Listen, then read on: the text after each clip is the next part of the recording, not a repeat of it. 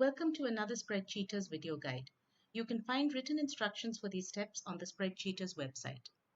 Today we'll see how to create a frequency table in Excel. Frequency tables are an integral part of statistical analysis. They present data in a form that is easy to understand. A frequency table tells you how often or the frequency with which an event occurs. In this example, we have a set of math scores for a class with the roll number and the math score, and we want to build a frequency table. This will help us to understand the overall performance of the class in the maths test or exam. To do this, we first have to create bins or slabs for which the frequency is to be determined. To find out how to create the bins or what is the minimum value at which the bins should start and at what value they should end. In other words, the range that they should cover.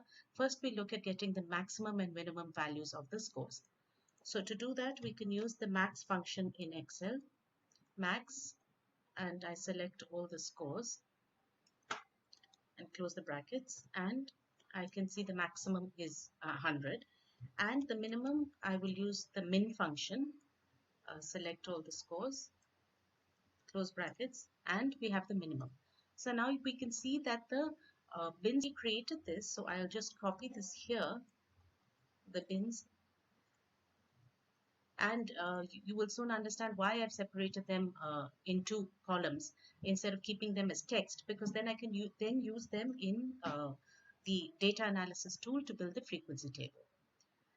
Now, to use the data analysis tool, we go to the data menu and look at the ribbon. If the data analysis button is not there, that means it has to be enabled. It comes as an add-in with Excel.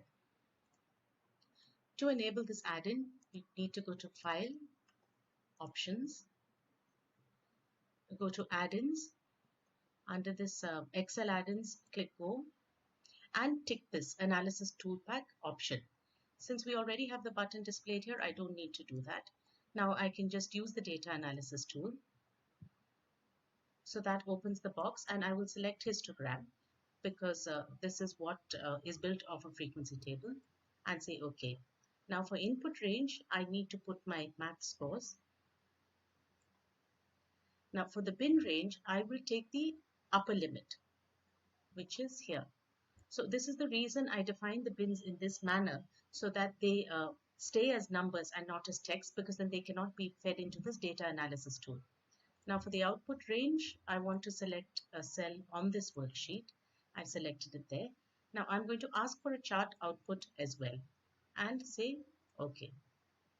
Now we can see that a frequency table has been built here, and it's got its corresponding histogram.